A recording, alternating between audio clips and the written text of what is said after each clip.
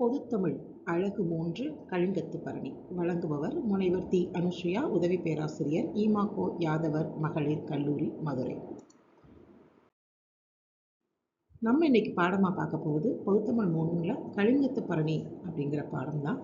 இந்த கலிங்கத்து பரணி அப்படிங்கிறது பரணினா என்ன அப்படின்னா, பரணி என்பது சிற்றிலக்கிய வகைகளில் ஒன்று. வெற்றியின் தெய்வமாகிய காளியின் பிறந்த நட்சத்திரம் பரணியாகும்.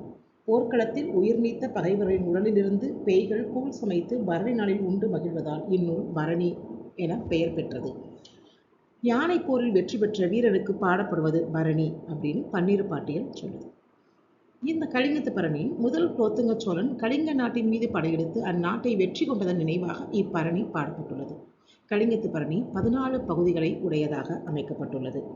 நம்ம இதில் பார்க்க போகிற பகுதி பேய் முறைப்பாடு. பேய் முறைப்பாடுன்னா என்ன அப்படின்னா, பரணி போர் நிகழ்வதற்கான முற்குறிகளை பேய்கள் கண்டதாக கூறுவது இப்பகுதி. பேய்களின் பசி கொடுமை, அப்பேய்களுக்கு ஏற்படும் சில நல்ல குறிகள், இமயத்திலிருந்து பேய் தான் வந்த வழியில் கலிங்கத்தில் கண்ட தீக்குறிகள், இவைகளை கேட்டு கணித பேய் கனவும் நனவும் கண்டு குலோத்துங்கனால் பரணி போர் உண்டு என கூறுவதும் பின்னர் நிகழப்போவதை முன்னறிவிப்பாக கூறும் முறையில் அமைக்கப்பட்டுள்ளது. பேய்கள் காளியிடம் முறையிடுது. அதாவது எங்களுக்கு போர் வந்தால் தான் சாப்பாடு கிடைக்கும், அப்படி இல்லாட்டி நாங்கள் ரொம்ப பசியில் இருக்கோம் அப்படிங்கிற மாதிரியாக பேய்கள் காளியிடம் முறையிடுது. அந்த முறையிடுவது தான் நமக்கு பாடமாக வச்சுருக்கோம். பேய்கள் எப்படி முறையிடுது அப்படின்னா, சிவனுடைய பெருந்தேவியே அப்படின்னு காளியை சொல்லுது. சிவனின் பூதங்களாக நாங்கள் பிறந்திருக்கலாம். ஏன்னா பூதகணங்களாக இருந்திருந்தால் எங்களுக்கு எல்லாம் கிடச்சிருக்கும், சாப்பாடெல்லாம் கிடச்சிருக்கும். ஆனால் நாங்கள் பேயா பிறந்ததுனால இப்படி பசியில் கஷ்டப்படுறோம் அப்படின்னு சொல்கிறாங்க. அப்போ காளிகிட்ட சொல்லுது, நீ எங்களை காப்பாற்றலைன்னா எங்களை யார் காப்பாற்றுவா? ஊர் காக்கும் பதில் எங்களுக்கு வேணாம். எங்கள் உயிர் எங்கள் உடம்பினை விட்டு ஓடி போகும். ஓய்வாக இருந்து பார்த்தோம், முடியவில்லை. நாளுக்கு நாள் தேய்கின்றோம். மிடுக்கு எங்களிடம் இல்லை. பேயினா ஒரு மிடுக்கு என்ன பார்த்தா பயப்படணும் அப்படிலாம் இல்லாமல் சாப்பிடாம நாங்கள் ரொம்ப இழைச்சி போயிட்டோம், ரொம்ப கஷ்டப்படுறோம். எங்களை பார்த்தா யாருக்கும் இதாக இருக்காது, பயமாக இருக்காது. அதனால் நாங்கள் ரொம்ப கஷ்டப்படுறோம். ஏன் அப்படின்னா, இதுக்கு முன்னாடி நாங்கள் செஞ்ச பாவத்தினால தான் பிரம்மன் எங்கள் வயிற்றில் பசியை வச்சுருக்கான் போல். அதனால் எங்களுக்கு பாவியன் பசிக்கு ஒன்றும் பசி இருக்குது, ஆனால் சாப்பிட்றதுக்கு எங்களுக்கு எதுவுமே இல்லை அப்படின்னு அந்த பேய்கள் புலம்புது.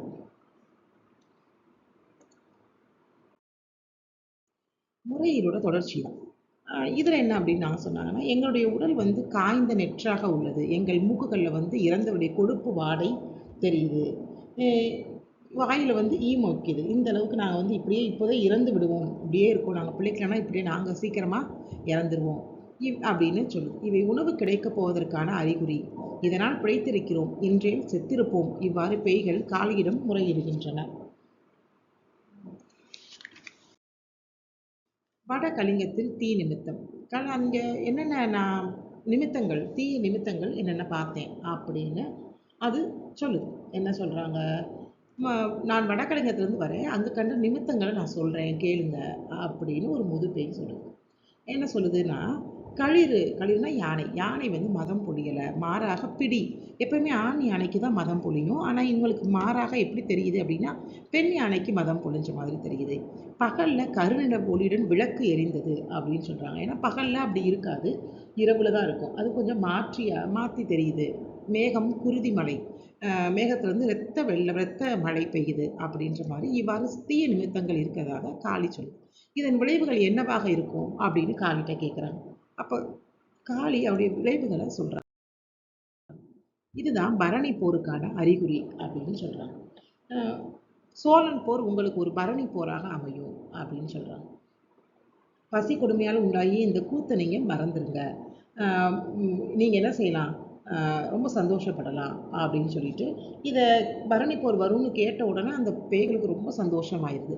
விழாவில் புடைத்து கொண்டு அவ்வப்போது சிரித்து கொண்டு ஆடுததுல ரொம்ப சந்தோஷமாக இருக்காங்க. பேர் சொல்லிட்டு கூத்தாடி பேய் கூட்டங்களை காளி பார்த்து, இந்த கலிங்க பொருள் கிடைக்கப் போகும் நினக்குழுவை நாங்கள்லாம் ஒன்று சேர்ந்து இறைச்சிலிட்டு குடித்தோம்னா எங்களுடைய கூடுகள் போன்று வயிறுகள் நிரம்பிவிடும் அப்படின்னு சொல்கிறாங்க. உடனே காளி, போதுமா போதாதா அப்படின்னு நீங்கள் நினைக்கவே வேணாம். ஏன்னா இந்த கலிங்க போர் இலங்கையில் நடந்த ராவணன் போரை விட 1க்கு 2 மடங்காக இருக்கும் அப்படின்னு சொன்னோட்டி இதை கேட்ட பேய்கள் மனம் குளிர்ந்து மகிழ்து. இதுதான் நமக்கான பாடமாக பகுதி ஒன்றில் அமைஞ்சிருக்கு. ரொம்ப பேய்கள் காளியிடம் என்னெல்லாம் முறையிட்டாங்க, அது என்ன தீ நிமித்தங்கள் சொன்னாங்க, பரணி போர் வந்துட்டு அவங்களுடைய பசி தீர்வதாக இப்பேய் முறைப்பாடு பாடம் நமக்கு சொல்லுது. நன்றி, வணக்கம்.